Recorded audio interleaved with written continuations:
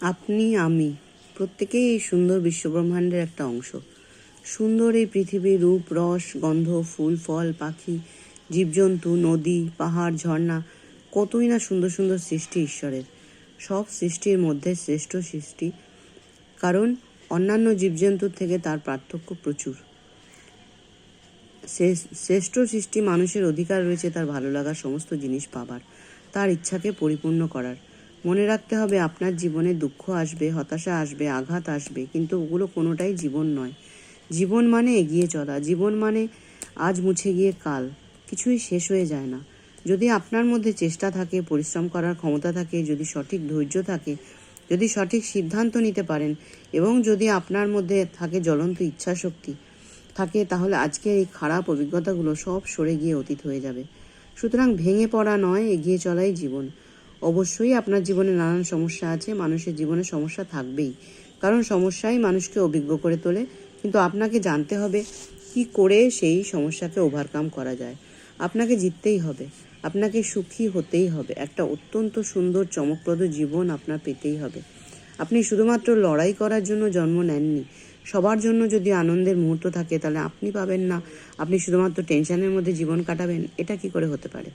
অবশ্যই জীবনের সবটুকু পাওয়া যায়, আপনার মনোবাসনা সেগুলো পেয়ে সুস্থ, আনন্দঘন, উত্তেজনাপূর্ণ, ভালোবাসায় ভরা একটা জীবন কাটাবার জন্যই আপনি পৃথিবীতে এসেছেন। পরমাত্মা আপনাকে পাঠিয়েছেন তার সৃষ্ট এই সুন্দর পৃথিবীতে। এটা আপনাকে সবসময় মনে রাখতে হবে। একটা সুপ্রিম এনার্জি এই বিশ্ব ব্রহ্মাণ্ডকে নিয়ন্ত্রণ করছে, আপনি তারই একটা অংশ। তাহলে আপনি কেন এই সৌন্দর্য, রূপ, রস থেকে, এই আনন্দ, ভালোবাসা, ভালো লাগা থেকে বঞ্চিত হবেন? গ্রহ নক্ষত্রের আবর্তনে মানুষের জীবন নানানভাবে আবর্তিত হচ্ছে। যিনি সঠিকভাবে এই শাস্ত্র নিয়ে কাজ করেন, তার কাছে গিয়ে আগে জীবনটাকে জানা, অর্থাৎ জীবনের রাস্তার ম্যাপটাকে একটু জেনে নেওয়া। ম্যাপটা হাতে থাকলে রাস্তায় হারিয়ে যাওয়ার ভয় থাকে কম। আপনার চলার পথে, আপনার নির্দিষ্ট গন্তব্য পথে যদি কোথাও খানাখন্দ থাকে, তাকে কিভাবে ভরাট করা যায় সেটা জেনে নেওয়া আপনার অবশ্য কর্তব্য। কিন্তু সেই খানাখন্দ ভরাট করে পাথরটাকে মসৃণ করার জন্য ওই যে বললাম, জ্বলন্ত ইচ্ছা মনের মধ্যে পুষতে হবে। জ্বলন্ত ইচ্ছা আর আত্মবিশ্বাস যদি থাকে, আমি বলি অসাধ্যকেও সাধন করা যায়। কারণ আত্মবিশ্বাস অর্থাৎ নিজের আত্মাকে বিশ্বাস করা। নিজের আত্মার উপরে যার বিশ্বাস নেই, ভগবানের মন্দিরে গিয়ে হাজার মাথা কুটলেও ভগবান আপনাকে সাহায্য করবে না। কারণ ভগবান তো আপনার মধ্যেই রয়েছেন। তার আগে জানতে হবে, তাকে আগে জানতে হবে, অর্থাৎ আত্মানুসন্ধান, অর্থাৎ আপনি কে, আপনি কি করতে পারেন, আপনার কি ক্ষমতা ইত্যাদি অনুসন্ধান ভীষণ জরুরি। অনেক সময় দেখা যায় সংসারের বা পারিপার্শ্বিক মানুষজনের সাথে নানানভাবে সম্পর্ক নষ্ট হয়ে যায়। কেউ হয়তো আপনার ব্যবসার পার্টনার হয়ে আপনাকে প্রচণ্ড ঠকালো, আপনার ভাই বা বোন, কেউ যাকে আপনি অত্যন্ত ভালোবাসেন, সে এমন কিছু করলো যাতে আপনি পথে বসে যেতে পারেন। অথবা আপনি যাকে ভালোবাসে বিয়ে করেছিলেন, সে বিশ্বাসঘাতকতা করলো। যে বন্ধুর জন্য আপনি প্রাণ দিয়ে দিতে পারেন, সে আপনাকে নিজের কোনো স্বার্থে চরম আঘাত করলো। তখন তো মানুষ ভীষণ ভেঙে পড়ে ভেতরে ভেতরে, তাই না? একদম শেষ হয়ে যেতে থাকে। তার থেকে তার নানা রকম রোগ সৃষ্টি হয়, যেমন সুগার, গ্যাস, অম্বল, প্রেশার প্রভৃতি নানান রোগ। কিন্তু এর থেকে তো নিজেকে রক্ষা করতে হবে। একবার ভাবুন তো, যে ক্ষতি করবার সে তো ক্ষতি করে চলে গেল, সে তো বাইরে থেকে। কিন্তু আপনি কি করছেন? কষ্ট দিচ্ছেন নিজেকে, আঘাত করছেন নিজেকে। বাইরের আঘাত বাইরের লোক করতে পারে, তার উপর আপনার হাত নেই। কিন্তু ভেতরের আঘাত তো আপনি নিজে নিজে দিচ্ছেন, সেটা তো সম্পূর্ণই আপনার হাতে। আমাদের দুই ভ্রুর মাঝখানে থাকে থার্ড আই, অর্থাৎ ত্রিনয়ন আজ্ঞাচক্র। আমরা আমাদের সব বিচার শক্তি, সব চিন্তা শক্তি একত্রিত করে এক একটা জিনিসের ছবি এঁকে ফেলি। সেইগুলো সব জমা হয় দুই ভ্রুর মাঝখানে। কারোর সম্বন্ধে আমার যদি খারাপ ধারণা হয়, তখন সেই খারাপ সেই খারাপ ধারণা, অর্থাৎ নেগেটিভ কালার দিয়ে তার ছবি আঁকা হয়ে যায় আমাদের মধ্যে। এবার যতবারই তার সাথে দেখা হবে, নেগেটিভ কালারটা আরও ডার্ক হবে। তার ফলে হবে আপনার ভেতর দিয়ে একটা নেগেটিভ এনার্জি ফ্লো করবে। আর আপনার যদি নেগেটিভ এনার্জি ফ্লো করে, তাহলে আপনি কখনোই তার কাছে থেকে পজিটিভ কিছু পাওয়ার আশা করতে পারেন না। কারণ বিজ্ঞান বলছে লাইভ অ্যাট্রাক্টস লাইভ। এটা লাইভ অ্যাট্রাক্টস লাইক না, এটা লাইক অ্যাট্রাক্টস লাইক হবে। অর্থাৎ to every action there is an equal and opposite reaction. তাতে অশান্তি বাড়ছে, বই কমছে তো না। আমরা তো চাই শান্তি, খুঁজে বেড়াই কি করে মানসিক জায়গাটা হালকা থাকবে। বিভিন্নভাবে আমাদের মানসিক চাপের সৃষ্টি হতে পারে। তার মধ্যে সম্পর্কজনিত সমস্যা একটা গুরুত্বপূর্ণ কারণ। সংসারে স্বামী, শ্বশুর, শাশুড়ি, দেওর, ননদ, ছেলে, ছেলের বউ সকলেই যে আপনার মনের মতন হবে তা তো নয়। নানা রকম সমস্যার সৃষ্টি হয়, ঘর পর্যন্ত ভেঙে যাওয়ার জোগাড় হয়, ডিভোর্স হয়ে যায়। এখন তো ভীষণই দেখা যাচ্ছে এটা। কিন্তু এর থেকে নিজের মনকে ম্যানেজ করে এইসব অশান্তি থেকে বেরিয়ে তো আসতেই হবে, সেলফ ম্যানেজমেন্ট জানতে হবে। আচ্ছা, মনে করুন তো, যে মানুষটার খারাপ ব্যবহার আপনার কাছে অসহ্য মনে হচ্ছে, তার মধ্যে কি কোনো দিকটাই ভালো নেই? এটা কখনো হয় না যে একজন মানুষের সব খারাপ, কোনো ভালো দিকই নেই, অথবা একজন মানুষের সব ভালো, কোনো খারাপ নেই। এটা অসম্ভব।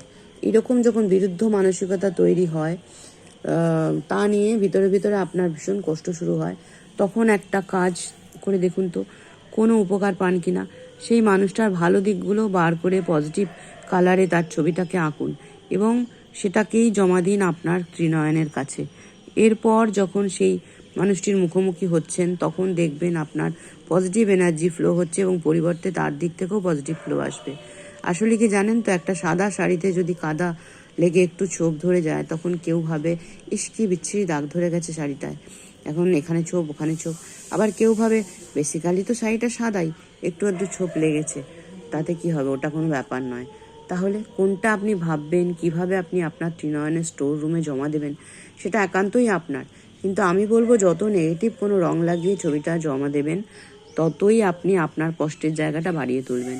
অন্য কেউ যদি আপনাকে কষ্ট দেয়, তখন সেই কষ্ট ভুলতে তাকেই আসতে হয়। যেখানে আপনি আপনাকে আঘাত দিচ্ছেন, সেখানে তো তার হিলিং আপনাকেই করতে হবে। তাহলে আমার প্রসেসটা একবার করে দেখুন না, উপকার পান কিনা আমাকে জানাবেন। কিন্তু আমাদের জীবনে কষ্ট পাওয়ার আরেকটা বড় কারণ, আমরা অতীত এবং ভবিষ্যতের মধ্যে নিজেকে আবদ্ধ রাখি। অতীতের নানান নেগেটিভ ঘটনা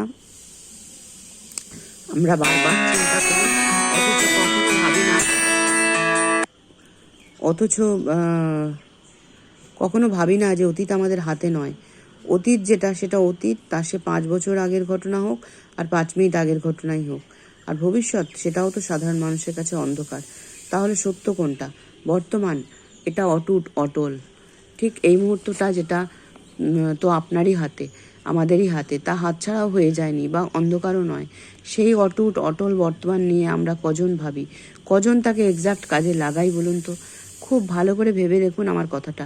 ঠিক এই মুহূর্তটা, এর কোনো বিকল্প নেই, এর কোনো রহস্যময়তা নেই, এর কোনো লয় হয়ে যায়নি।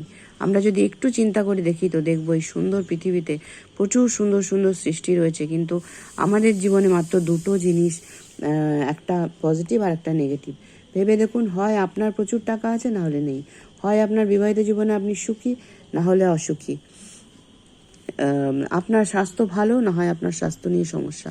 হয় আপনার সন্তান খুব ভালো চাকরি করছে, না হলে বেকার বা অল্প অল্প পয়সা আয় করছে। এরকম জীবনের চারপাশে তাকালে শুধু এই পজিটিভ আর নেগেটিভের খেলা চলছে। আমাদের এই পৃথিবীটা একটা চৌম্বক ক্ষেত্র। প্রত্যেকটা জিনিস একটা আকর্ষণ শক্তির জন্য নিজের জায়গায় রয়েছে। যদি না তা হতো, গ্রহ নক্ষত্র সব ছিটকে যেত, আমরা ছিটকে যেতাম। মৌমাছি ফুলের দিকে আকৃষ্ট হতো না, মাছ জলের দিকে আকর্ষণ বোধ করতো না। ঠিক একই সূত্র ধরে বলা যায়, আমাদের চিন্তাভাবনা সর্বদা পজিটিভ করতে হবে। কারণ আপনি যা ভাবছেন তাই আপনার কার্য। সেটা যদি নেগেটিভ জিনিসকে আকর্ষণ করে, আপনার দিকে নিয়ে আসবে। আমি যেটা করতে বলছি, খুব ভালো করে বোঝার চেষ্টা করুন। অনেক মানুষ আছেন যারা সবসময় দুঃখের কথাগুলো আলোচনা করতে, মানুষকে জানাতে ভালোবাসেন। জিজ্ঞাসা করলে কখনো ভালো আছে এই উত্তরটা পাবেন না। কিন্তু দেখবেন, জীবনে যারা বড় হয়েছেন, তারা কিন্তু একসময় প্রচুর লড়াই করেছেন। যদি তারা সেই লড়াই নিয়ে সারাক্ষণ চিন্তা করতো আর তা নিয়েই আলোচনায় মত্ত থাকতো, তাহলে আজকের জায়গায় সে পৌঁছতে পারতো না। খুব সহজ কথায় বলা যায় যে, আপনাকে ঈশ্বর কিসে দুঃখ দিচ্ছেন আর কিসে কষ্ট দিচ্ছেন, সেটার জন্য ঈশ্বরকে দোষারোপ না করে, ঈশ্বর আপনাকে ভালো কি দিয়েছেন সেটা নিয়ে খুশি মনে তাকে কৃতজ্ঞতা জানিয়ে আপনার যেটা করণীয় সেই পদক্ষেপ ফেলুন। কেউ যদি বলেন, আমার ব্যবসা চলছে না, আমার কত টাকা পয়সা লোকসান হয়ে গেল, বারবার চেষ্টা করছি কিন্তু ভগবান মুখ তুলে তাকাই না, আমি বলবো, ভেবে দেখুন, সব জিনিস তো আমরা চেষ্টা করতে পারি আমাদের মনের মতো করে করবার জন্য। হওয়া না হওয়া সেটা পরের ব্যাপার, কিন্তু আমাদের একটা সুস্থ শরীর নিয়ে জন্মানো, সেটা তো আমাদের হাতে ছিল না। সেটা যিনি আপনাকে দিয়েছেন, তা বড় একটা দান নয় কি? কত মানুষ তো জন্মাচ্ছে কানা, খোড়া, পাগল, অসুস্থ ইত্যাদি নানানভাবে কার্যক্ষমতাহীনভাবে। তাদের কথা ভেবে অন্তত একবার ঈশ্বরকে ধন্যবাদ জানাতেই হবে।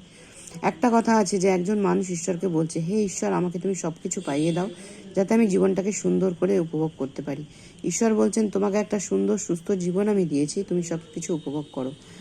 আমার এত কথা বলার অর্থ একটাই, সবসময় পজিটিভ চিন্তা করুন, তাহলে আপনি অবশ্যই কিছু পজিটিভ ফিরে পাবেন।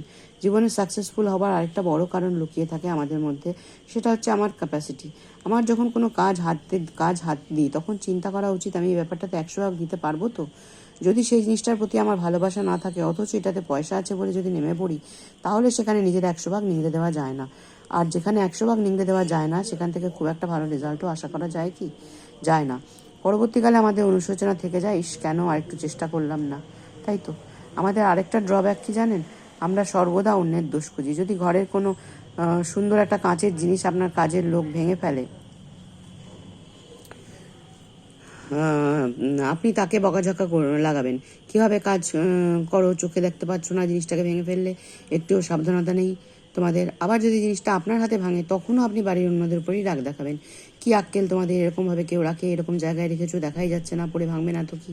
কারোর যদি কোনো হুঁশ থাকে, এই সমস্ত বলতে থাকবেন। অর্থাৎ দেখুন, অন্য ভাঙলেও তাকে বকছেন, আর আপনি নিজে ভাঙলেও অন্যকেই দোষারোপ করছেন। অর্থাৎ আমরা কখনোই আমাদের নিজেদের দোষ দেখতে পাই না। এতে তাৎক্ষণিক আত্মতৃপ্তি, গ্লানিমুক্ত লাগে ঠিকই, কিন্তু আখেরে এর ফল তো ভালো হতে পারে না। যে কোনো ব্যাপারে আত্মসমালোচনা আপনাকে অনেক বেশি সচেতন করে তুলবে যে কোনো পদক্ষেপ, সেটা হতে পারে কর্মক্ষেত্রে, হতে পারে সাংসারিক, হতে পারে সামাজিক। অর্থাৎ এক কথায় বলা যায়, কয়েকটি মেইন কি যদি হাতে থাকে, তাহলে সব সমস্যার তালাই খোলা যায় এবং সমস্যামুক্ত, ভারমুক্ত, ইরিটেশন মুক্ত জীবন কাটানো যায়। কয়েকটা বলছি, সর্বদা পজিটিভ চিন্তাধারা, সেটা কোনো ঘটনা বা কারোর সম্পর্কে। প্রত্যেক ক্রিয়ারই বিপরীত প্রতিক্রিয়া থাকে, এটা মনে রাখা। পরিস্থিতি এবং ব্যক্তি সবকিছু স্বীকার করে নেওয়া, কারণ অন্য জিনিসকে পরিবর্তন করার থেকে নিজেকে পরিবর্তন করা শান্তির অন্যতম উপায়। অতীত ভবিষ্যৎ নিয়ে অযথা টেনশন না করে বর্তমান ক্ষণ অটুট অটল, তাকে নিয়ে বেশি করে চিন্তা করাও কাজে লাগানো। অন্যের ভুলের পেছনে অযথা কারণ খুঁজে নিজের কষ্টের পরিমাণ না বাড়ানো।